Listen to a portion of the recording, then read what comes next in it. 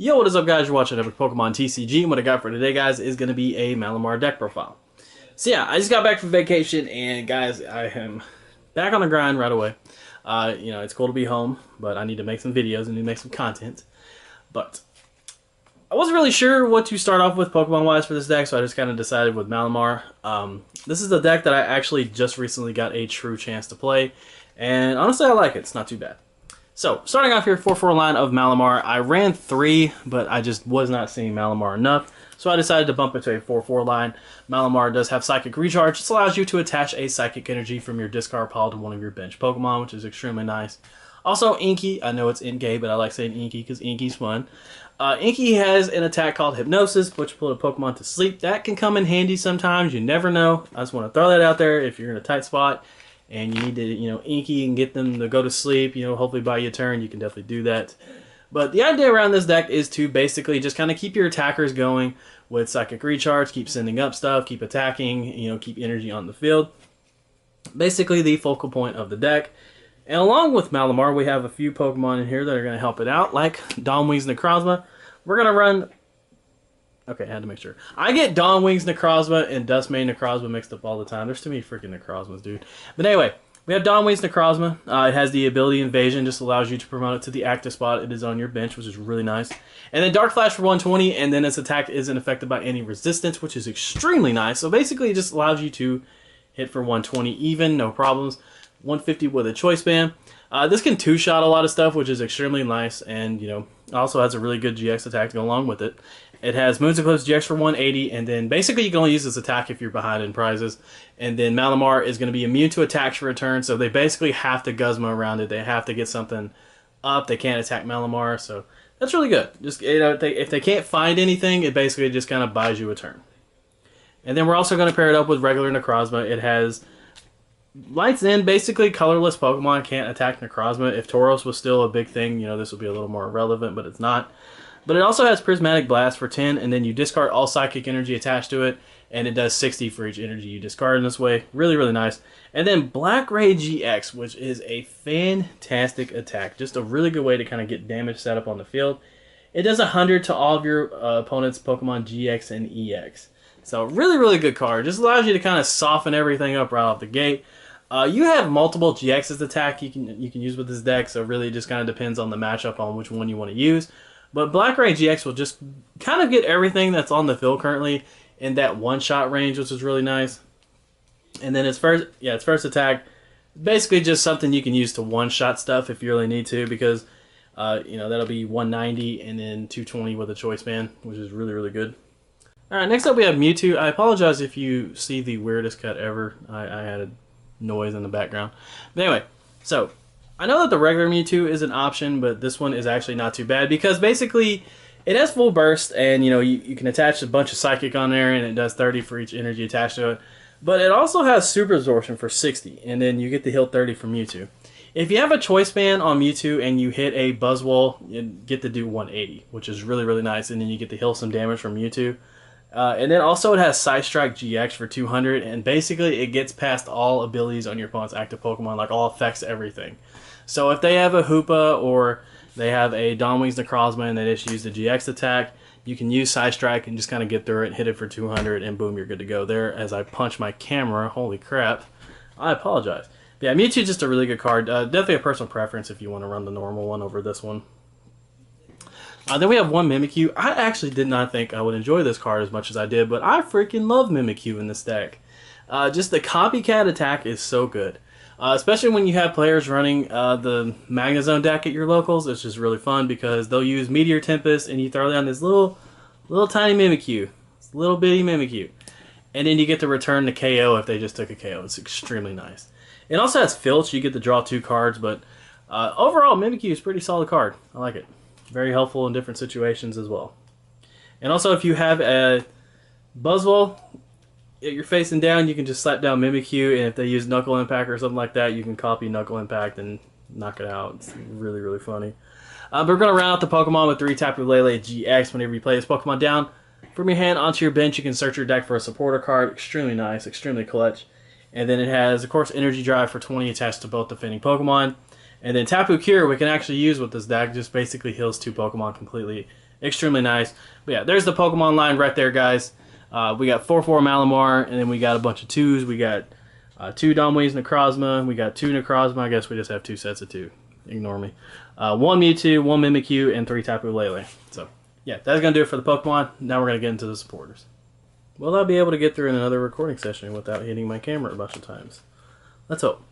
Alright, so we got 4 Cynthia. I don't really need to go into detail why that's in there. It's the best draw supporter in the game. Guzma's really nice in this deck because this deck really 2-shots more than anything, so basically it just allows you to bring up something that might be weak off the bench and just kind of knock it out or finish it off, which is really good. And then we have 2 Tate Liza, whatever you want to say. I really like this card. And then we have 2 Lillie, pretty good there.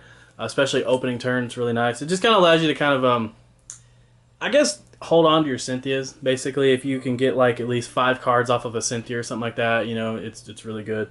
1 Judge for a little disruption, you never know. And then we're going to round out the deck with a card that was kind of like at first a experimental thing to see, you know, if it would do anything.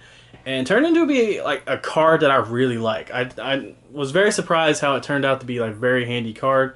Pokemon Fan Club, along with like Nest Balls and such, and like the Mysterious Treasure, just being able to get a lot of Pokemon to your hand and, you know, just get a lot of stuff going, it's extremely nice. And I really like this one of in this deck. I feel like it's a really good card. I thought about 2, but I feel like 2 might be overkill. I'm going to test it and see what I think about it. But right now, the 1 Pokemon Fan Club is actually really nice, and I like it.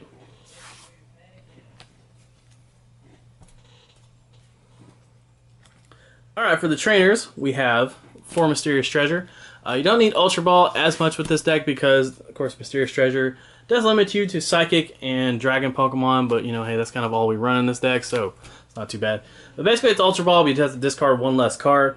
But since Ultra Ball is just that good, we're going to go ahead and run 2 of them, along with 3 Nest Ball, and then, of course, we have the 3 Acro Bike.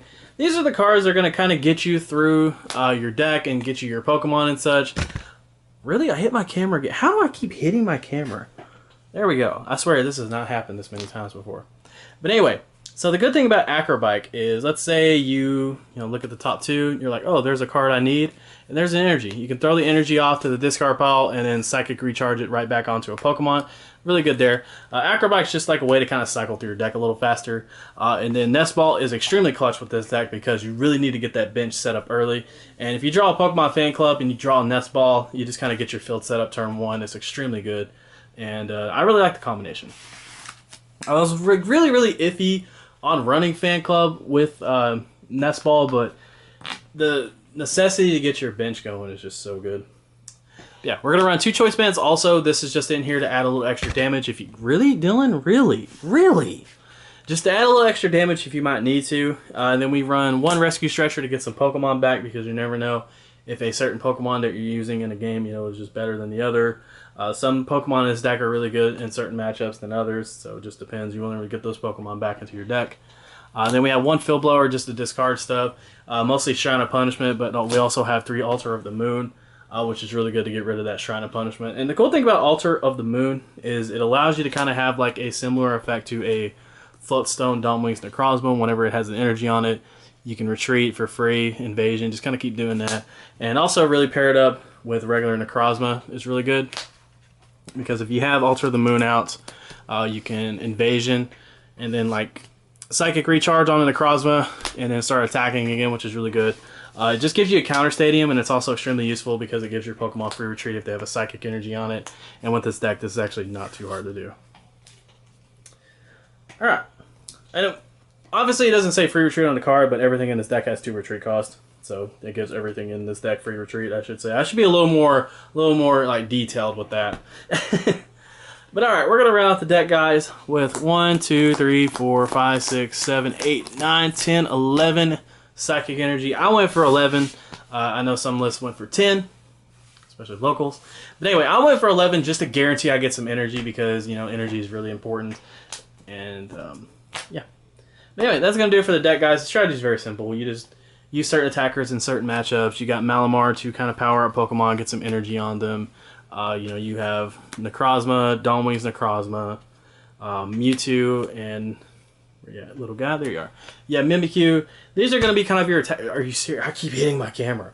But yeah, you got Mimikyu there to kind of just attack stuff. And I really should address Hoopa real quick here. So not only do you have Mimikyu, but sometimes Malamar can come in to fight Hoopa, and then you have Mewtwo's GX attack to get rid of Hoopa. I should probably get into that real quick. I know that's like a big issue with this deck, is just finding a way to attack Hoopa. I apologize for how many times I hit my camera this video. This is just embarrassing. But anyway, so yeah. The deck's really simple. You just kind of use Malamar. That scared me. You just kind of use Malamar to attach energy to your Pokemon, and you just keep attackers going like that. Decks will try to target down your Malamars and get them off the field, and I feel like that is why 4/4 Malamar is just the best too, because if one goes down, you still have another line in your deck to send back out, and then of course Rescue Stretcher can help out with that too. But yeah, that's gonna do it for the deck, guys. Hope you did enjoy the video. I apologize, this video was just mess up. But hey, you know, that's this channel. But anyway, take care, guys. I love you so much. Thank you for watching. Hope you enjoyed it, and I'll catch you guys in the next one. This is Epic Pokemon TCG signing out.